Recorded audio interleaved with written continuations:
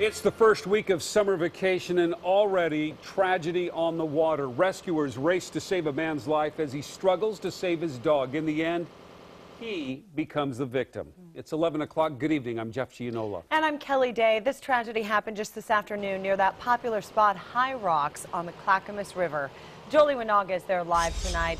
And Joel, does the dive team know what caused the man to actually go under? Kelly and Jeff, it was probably a combination of factors that took the life of 61-year-old Jack William Davies of Sherwood. First off, we were told he wasn't a very strong swimmer to begin with. Combine that with the very cold water and the swift currents, and all three likely took Mr. Davies' life.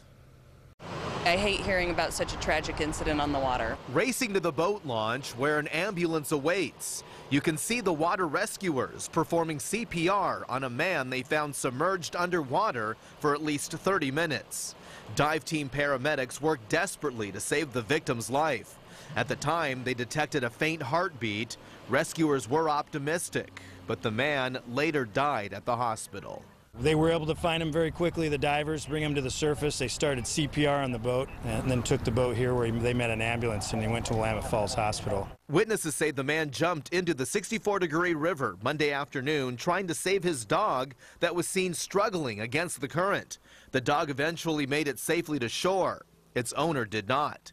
Witnesses say he panicked in the water and was desperately trying to stay afloat. He eventually went under and never resurfaced. So your body, as soon as it hits the water, it's a shock. And if you're not ready for it, if you're not a strong swimmer, those are contributing factors to what can lead up to be a very tragic day. This was the first drowning in the Clackamas River this year. There were 4 last year.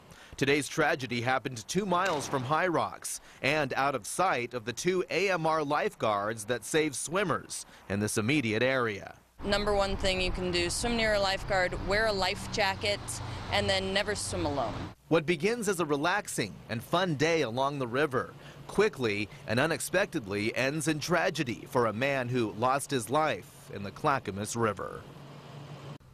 We're back live now. Lifeguards are on duty from noon until 8 o'clock every day through summer over at High Rocks on the east side at Glen Auto Park along the Sandy River as well. In the meantime, the Clackamas Sheriff's Department just releasing the victim's name, identified as 61-year-old Jack William Davies of Sherwood.